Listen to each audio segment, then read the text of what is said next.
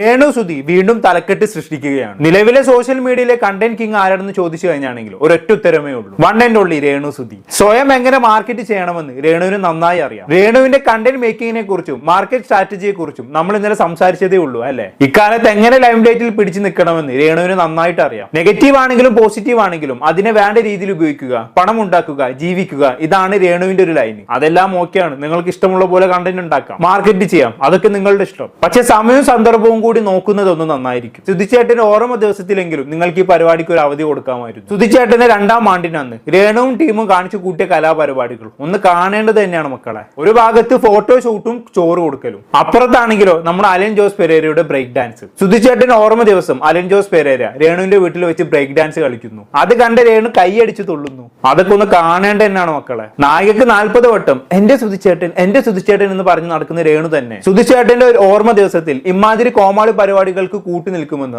ആരും പ്രതീക്ഷിച്ചിരുന്നില്ല. സകല ഓൺലൈൻ മീഡിയകളും അവിടെ ഉണ്ടായിരുന്നു. സത്യം പറഞ്ഞാൽ സുധി മരിച്ചതിന്റെ 2ാം ആണ്ട് ഇവരങ്ങ് ആഘോഷിച്ചു. ആ ദിവസം മീഡിയ വിസിബിലിറ്റിക്കും സെൽഫ് മാർക്കറ്റിംഗിനും വേണ്ടി ഉപയോഗിച്ചു. അതാണ് ഇവിടെ നടന്നത്. സുധിച്ചേട്ടൻ ഓർമ്മ ദിവസത്തിൽ എടുത്ത രേണുവിന്റെ ഒരുപാട് വീഡിയോകൾ ഓൺലൈൻ മീഡിയയിൽ വന്ന് കിടപ്പുണ്ട്. ഓരോന്നോരോന്നായി നമുക്ക് കണ്ടു നോക്കാം. ആദ്യം അലൻ ജോസ് പെരേരയിൽ നിന്ന് തന്നെ തുടങ്ങാം.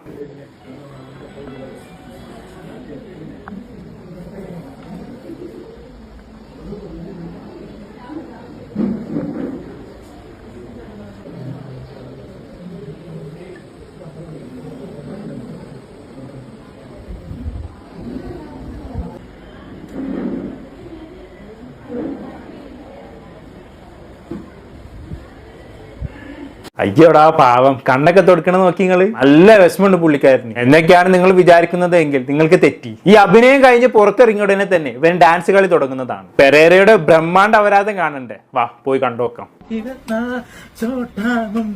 റിലീസാണല്ലോ എല്ലാരും തന്നെ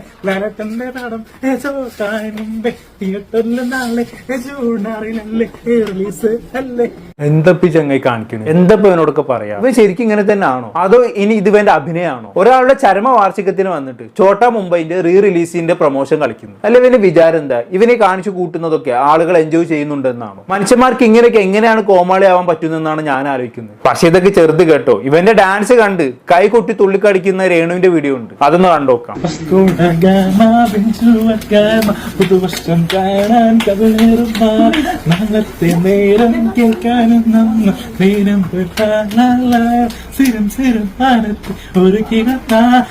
ഈ പെരേരൊക്കെ ബോധമില്ലെന്ന് നോക്കാം. പക്ഷെ ഈ രേണു എന്താണ് ഈ കാണിക്കുന്നത്? ഇത്രയും പ്രിയപ്പെട്ട ഒരാളുടെ ചരമവാർഷിക പരിപാടിയിൽ പെരേര ഇങ്ങനെ കോമാളിത്തരം കാണിക്കുമ്പോൾ അത് തടയേണ്ട ആളല്ലേ രേണു? അതിന് പകരം തുള്ളി കളിക്കുന്നു. ഇതൊക്കെ എങ്ങനെ സാധിക്കുന്നടേ? അറിയാൻ മേലാത്തോണ്ട് ചോദിക്കുക. 2 വർഷമായിട്ടുള്ള സുധിച്ചേട്ടൻ മരിച്ചിട്ട് നിങ്ങൾക്ക് ഈ ഡാൻസും പരിപാടിയും ഒക്കെ നടത്താൻ വേറെ എത്ര ദിവസങ്ങളുണ്ട്? സുധിയുടെ ചരമവാർഷികത്തിന് അന്നെങ്കിലും ഇതൊക്കെ ഒഴിവാക്കി കൂടായിരുന്നു. നിങ്ങൾ നോക്കിക്കോ, സുധിച്ചേട്ടന്റെ ചരമവാർഷിക ദിനത്തിൽ കോപ്രായം കാണിച്ചതിനെ കുറിച്ച് അടുത്ത ഇന്റർവ്യൂവിൽ തന്നെ ഒരു ചോദ്യം ഉണ്ടാവും എന്നുള്ളത് ഉറപ്പാണ്. ഇതൊക്കെ കണ്ടാൽ സുധിച്ചേട്ടൻ ആത്മാവ് സന്തോഷിക്കും. അതിന് വേണ്ടിയിട്ടാണ് ഇങ്ങനെയൊക്കെ ചെയ്തത് എന്നായിരിക്കും രേണുവിന് മറുപടി പറയാനുണ്ടാവുക. പക്ഷേ ഈ അപരാധവും കോപ്രായവും ഒക്കെ കണ്ടു കഴിഞ്ഞാണെങ്കിൽ സുധിച്ചേട്ടൻ ആത്മാവ് സന്തോഷിക്കുമെന്ന് എനിക്ക് തോന്നുന്നില്ല. ആ മാല ഇട്ട ഫോട്ടോയിൽ നിന്ന് ഇറങ്ങി വരാൻ കഴിഞ്ഞിരുന്നെങ്കിൽ അയാൾ അവിടെയുള്ള എല്ലാവരും അടിച്ചോടിച്ചേനെ. അല്ലാതെ എന്താ ഞാനിപ്പോ ഇതിനൊക്കെ പറയാ? എന്തായാലും അടുത്ത വീഡിയോ കണ്ടോക്കാം.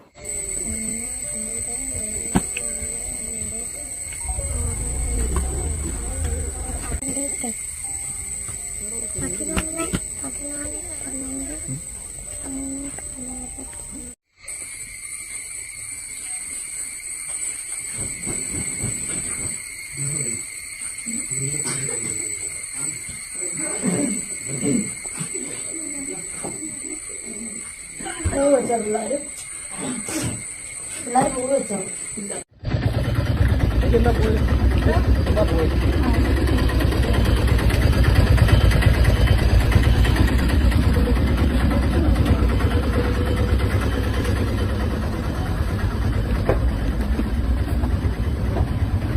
സകല ഓൺലൈൻ മീഡിയക്കാരുണ്ടല്ലോ. ഇത് കാണുമ്പോൾ നിങ്ങൾ വിചാരിക്കുന്നുണ്ടാകും ആ പാവത്തിനെ വെറുതെ വിട്ടൂടെ, സുധിച്ചേട്ടൻ ഓർമ്മ ദിവസമെങ്കിലും ആ പെണ്ണ് സ്വസ്ഥമായി ഇരുന്നോട്ടെ എന്ന്. അതുപോലെ തന്നെ ഈ ഓൺലൈൻ മീഡിയക്കാർ വരിഞ്ഞു കയറി വന്നത് കൊണ്ടല്ലേ ഈ കോപ്രായങ്ങളൊക്കെ കാണിക്കേണ്ടി വന്നത്. അല്ലെങ്കിൽ ഇതൊരു സ്വകാര്യ പരിപാടി അവസാനിക്കുമായിരുന്നില്ല എന്നും നിങ്ങൾ വിചാരിക്കുന്നുണ്ടാകും. എന്നാൽ നിങ്ങൾക്ക് തെറ്റി. ഓൺലൈൻ മീഡിയക്കാരെങ്ങനെ വെറുതെ വന്നതല്ല, രേണു വിളിച്ചു വരുത്തിയതാണ്. സംശയം ഉണ്ടെങ്കിൽ ഈ വീഡിയോ നിങ്ങളൊന്ന് കണ്ടോക്കി. അപ്പം കിട്ടിയില്ല നാളെ എല്ലാരും വരുമോ 5-ാം തീയതി ചടങ്ങുണ്ട് സൂചിച്ചുണ്ട് എന്നെ വന്നപ്പോ തന്നെ എന്നെ ഓൾറെഡി വിളിച്ചിട്ടുണ്ട്. പറയണ്ടായിരുന്നു അപ്പൊ തികയത്തില്ല. കുഴപ്പമില്ലാട്ടോ വന്നില്ലേലും എനിക്കറിയാം തിരക്കാന്നറിയാം.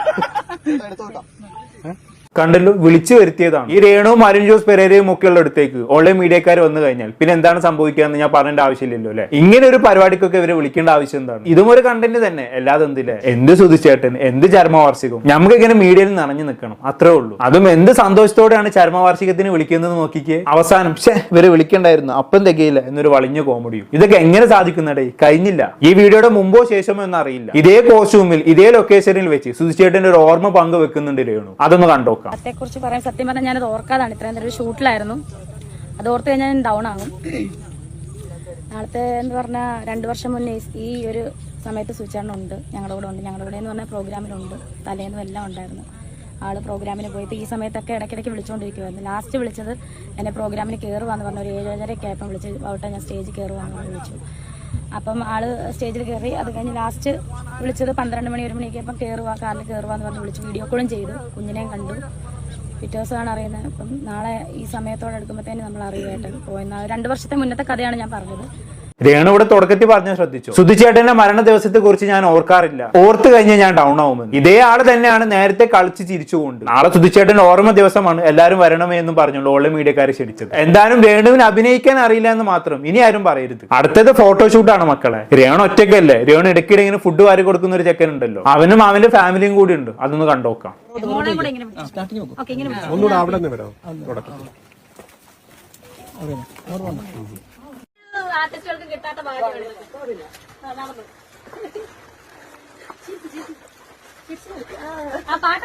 എന്തിനാ പാട്ട് മാത്രമാക്കുന്നത്? ഡാൻസ് കൂടി കളിച്ചട്ടെ, എന്നാലല്ലേ ഒരു വൈബുള്ളൂ. എന്നാൽ ഇതൊക്കെ മറ്റൊരു ദിവസത്തേക്ക് മാറ്റി വെക്കാവുന്നതല്ലേ ഉണ്ടായിരുന്നുള്ളൂ. ഈ ഒരു ദിവസമെങ്കിലും സുധിച്ചേട്ടന് വിറ്റ് കണ്ടന്റ് ഉണ്ടാക്കാതിരുന്നുണ്ടായിരുന്നു എന്ന് മാത്രമേ എനിക്ക് ചോദിക്കാനുള്ളൂ. ഇനി രേണുവിന്റെ സ്ഥിരം പരിപാടിയായിട്ടുള്ള ചോറ് വാരി കൊടുപ്പും കൂടി കണ്ട് നമുക്ക് നിർത്താം. ചേച്ചി വാഴ്ത്തിരുന്നു ആ ലെവൽ അത് അവൾക്ക് അറിയാം. ചേച്ചി അനിയത്തിക്കും കൂടെ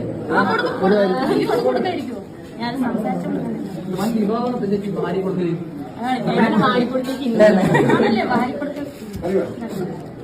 കുഞ്ഞിനെ കൊടുക്കുവേ, അച്ഛന് കൊടുക്കുവേ. അച്ഛൻ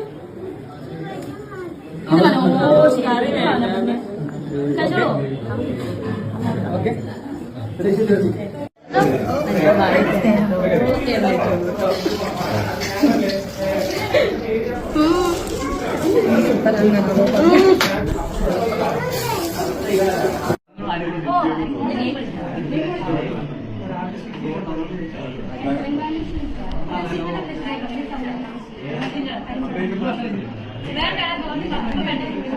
ഉള്ളത് പറയല്, ഇതൊക്കെ ഇടയ്ക്കിടെ വല്ലപ്പോഴും ചെയ്യുമ്പോൾ ഒരു രസമാണ്. പക്ഷെ ഇതന്നെ ഒരു സ്ഥിരം പരിപാടി ആക്കി കഴിഞ്ഞാണെങ്കിൽ അത് ഭയങ്കര ബോറാണ്. ആരെ ബോധിപ്പിക്കാനാണ് ഇതൊക്കെ ചെയ്യുന്നത്? അല്ല, അറിയാത്തോണ്ട് ചോദിക്കുകയാണ്. ഇങ്ങനെയുണ്ട് ഒരു വാരിക്കൊടുപ്പ്. ഇനി എന്തെല്ലാം പ്രവർത്തനങ്ങൾ കാണേണ്ടി വരും ദൈവമേ. ഇന്നലെ രേണുവിനെ കുറിച്ച് സംസാരിക്കുമ്പോൾ നമ്മൾ പറഞ്ഞ തന്നെ ആവർത്തിക്കുകയാണ്, ഇക്കാലത്ത് എങ്ങനെ ലൈംലൈറ്റിൽ പിടിച്ചു നിൽക്കണമെന്ന് രേണുവിന് നന്നായിട്ട് അറിയാം. രേണുവിന് എല്ലാം കണ്ടന്റ് ആണ്. പക്ഷേ സുധിച്ചേട്ടന്റെ ഓർമ്മ ദിവസവും രേണു ഒരു കണ്ടന്റ് മാത്രമായി ഉപയോഗിക്കുമെന്ന് ആരും പ്രതീക്ഷിച്ചിരുന്നില്ല. കൂടുതലൊന്നും ഞാൻ പറയുന്നില്ല. എന്താണെന്ന് കേട്ട് നിങ്ങൾക്ക് തോന്നുന്നത് താഴെ കമന്റ് ബോക്സിൽ രേഖപ്പെടുത്തുമല്ലോ. അടുത്തൊരു ടോപ്പിക്കുമായി വീണ്ടും കാണാം.